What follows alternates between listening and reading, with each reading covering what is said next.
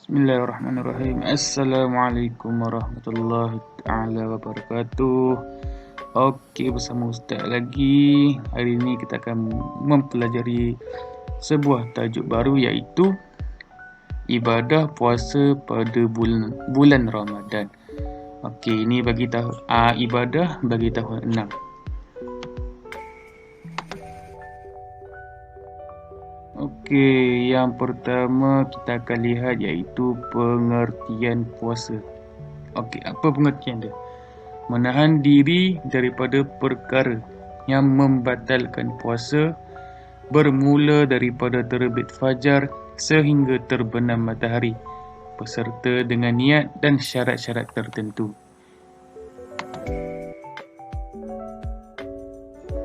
Seterusnya, mari kita lihat iaitu hukum puasa. Okey, apa hukum dia? Wajib. Hukum dia wajib kepada orang yang cukup syarat. Apa cukup syarat itu? Okey, kita akan lihat selepas ini apa syarat-syarat dia.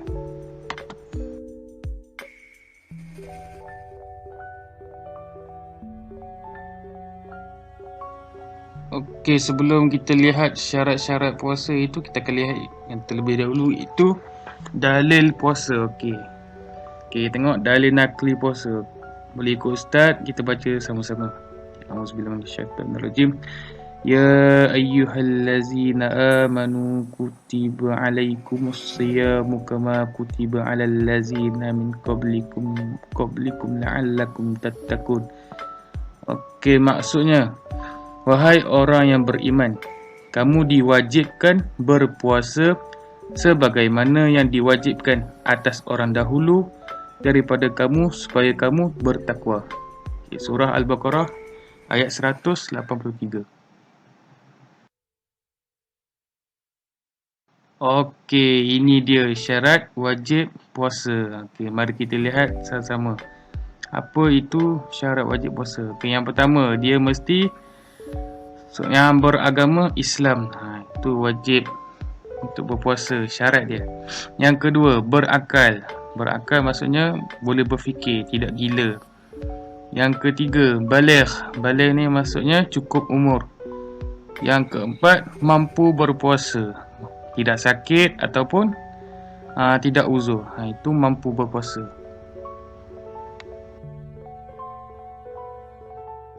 Okey, kita lihat yang seterusnya iaitu rukun puasa. Yang pertama, niat. Dilakukan pada malam hari hingga sebelum terbit fajar. Maksudnya malam sebelum puasa. Sebelum nak puasa, sebelum tidur tu kita niat dulu. Esoknya baru kita puasa. Okey, lafaz niat puasa. Okey, macam mana? Ikut Ustaz, nawaitu sauma ghadin an adai fardi syahri ramadana hadhihi sanati lillahi ta'ala. Maksud dia, sahaja aku berpuasa esok hari dalam bulan Ramadan fardu atasku kerana Allah Ta'ala. Okey, rukun yang seterusnya, menahan diri daripada perkara-perkara yang membatalkan puasa, seperti memasukkan sesuatu ke dalam rongga yang terbuka.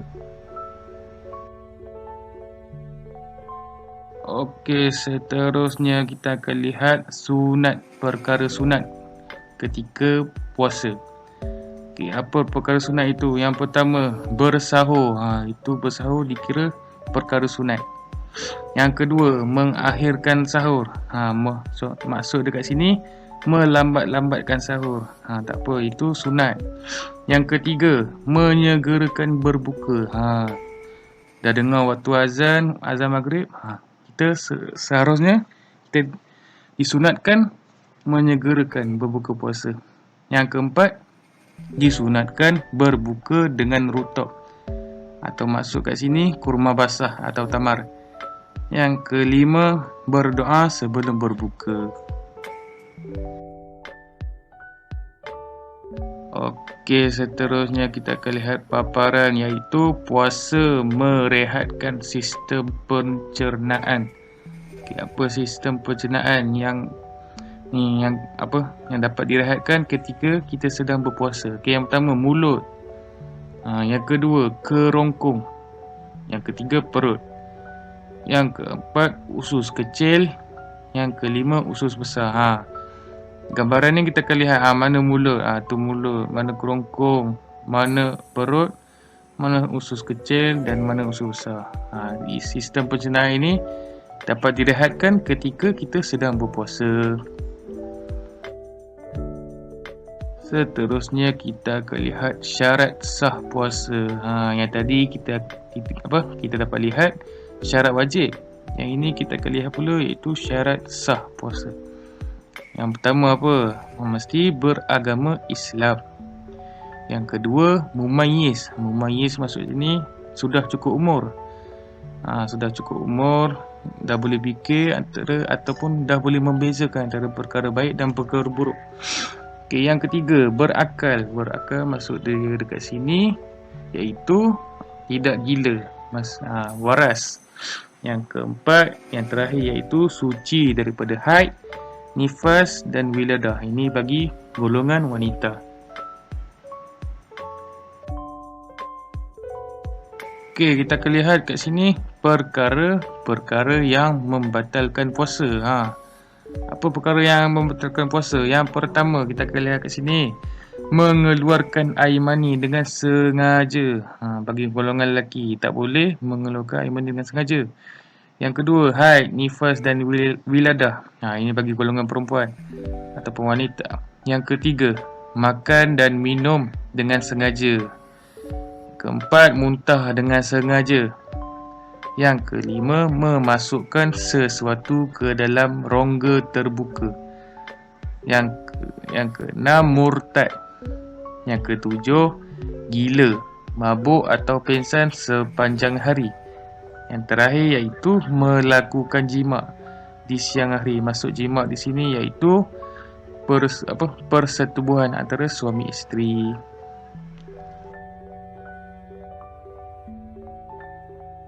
Okey, seterusnya iaitu hikmah berpuasa. Dia ada dua, rohani dan jasmani. Okey, kita akan lihat yang pertama iaitu bagi rohani. Apa hikmah puasa bagi rohani? Meningkatkan ketakwaan kepada Allah Subhanahu Wa Taala dengan banyak melakukan ibadah. Yang kedua, memupuk sifat mahmudah seperti sabar, jujur dan ikhlas. Mahmudah masuk kat sini, sifat yang baik, sifat yang Allah suka. Okey, yang ketiga, menjaga diri daripada pelbagai penyakit. Puasa dapat menghindarkan diri kita daripada penyakit. Dan yang terakhir, merasai sebahagian penderitaan orang yang tiada makanan. Itu bagi rohani. Kita akan lihat pula iaitu jasmani. Yang pertama, mendisiplinkan diri seperti mematuhi adab ketika menjalani ibadah puasa. Yang kedua, mendidik diri mengawal hawa nafsu seperti menjauhi larangan Allah. Yang terakhir, merehatkan organ dalaman, menurunkan kadar lemak dan tekanan darah ketika berpuasa. Itu bagi hikmah berpuasa. Alhamdulillah, sampai situ sahaja pembelajaran kita pada hari ini. Kita akan jumpa lagi pada hari yang akan datang ataupun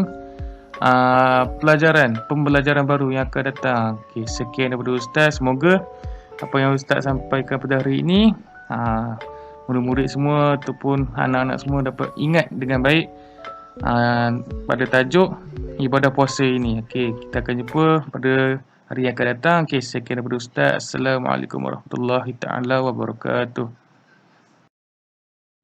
Terima kasih kerana anda telah like, share dan subscribe serta tekan tombol loceng. Bye, jumpa lagi di video akan datang.